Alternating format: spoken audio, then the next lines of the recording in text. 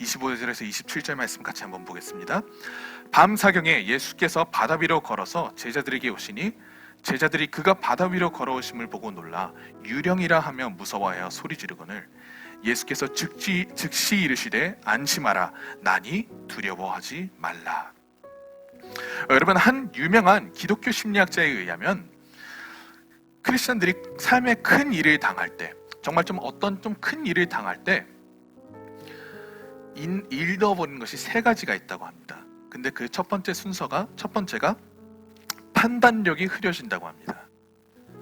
그리고 두 번째는 하나님을 떠난다고 합니다.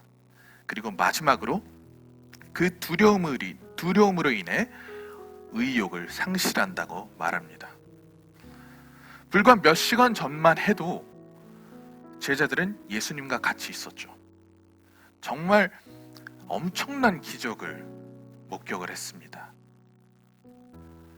그런데 지금 본문에 보면 제자들이 예수님도 못 알아볼 정도로 판단력이 어떻게 됐죠? 흐려졌죠.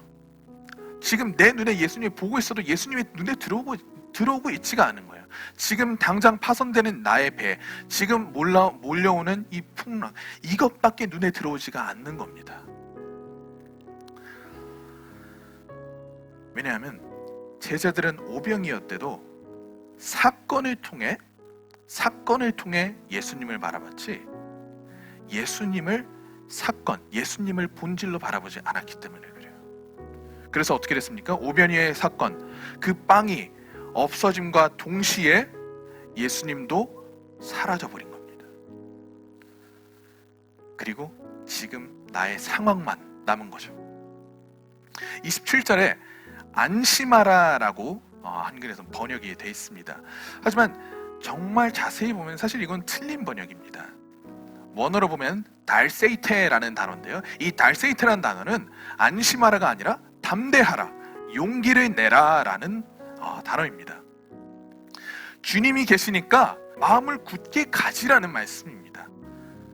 여러분, 일반 생활도 마찬가지인 것 같아요. 믿음 생활을 하다 보면 안심해야 될 상황보다 담대해야 될 경우가 더 많잖아요. 그렇지 않나요? 마음이 편해지면 어떻게 되죠? 거기에 안주한 마음은 나의 목적, 나의 의지, 나의 의욕을 상실시키고 맙니다. 그래서 더 이상 깊은 곳으로 갈 생각조차 들지 않게 만드는 것이 안주한다는 것이죠.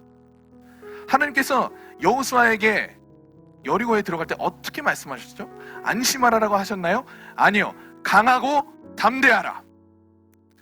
그럴 때일수록 상황이라는 것이 그만큼 어렵고 우리에게 큰 시험이기 때문에 하나님께서 안심하라라고 말씀하신 것이 아니라 강하고 담대하라, 마음을 굳게 먹어라 라고 말씀하신 겁니다. 그것이 우리에게 필요하기 때문에 안심이 필요한 것이 아닙니다. 담대하고 용기가 필요한 겁니다. 내 신앙이 모든 상황에 안심할 만큼 성숙하고 좋다고 생각하면 안 돼요. 항상 무너지잖아요. 항상 넘어지잖아요.